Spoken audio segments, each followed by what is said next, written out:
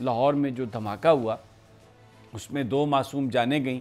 کراچی کی ایک فیملی تھی، ان کا ایک بچہ بھی اللہ کو پیارا ہوا۔ سبسکرائب کریں اور بیل دبائیں تاکہ کوئی خبر رہ نہ جائے۔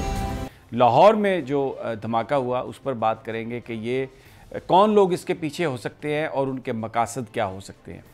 میں سب سے پہلے ابھی بات کرتا ہوں جو لاہور میں جو دھماکہ ہوا اس میں 2 معصوم جانیں گئیں۔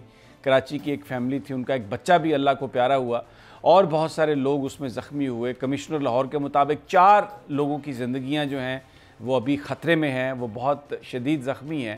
بڑا سوال یہ ہے کہ یہ ایک سلسلہ بیچ میں رک گیا تھا، یہ دھماکے کیوں ہونا شروع ہو گئے؟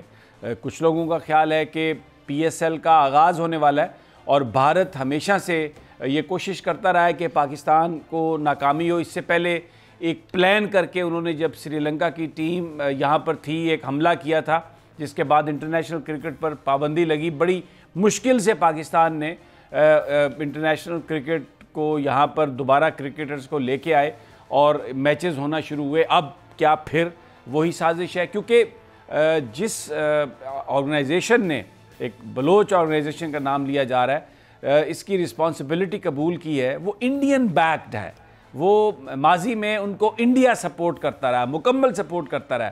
نریندر مودی اس تنظیم کا ذکر بھی کرتا رہا ہے اور ان کے حوالے بھی دیتا رہا ہے۔ دوسرا ایک اور امپورٹنٹ چیز ہے کہ TTP کے ساتھ اب مذاکرات نہیں ہو رہے اور ان کا پچھلے دنوں ایک سابق اہم ترجمان بھی ان کا مارا گیا۔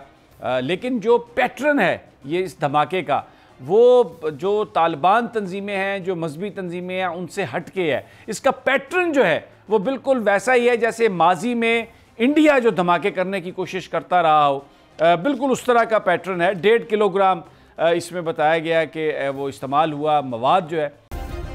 سبسکرائب کریں اور بیل دبائیں تاکہ کوئی خبر رہ نہ جائے۔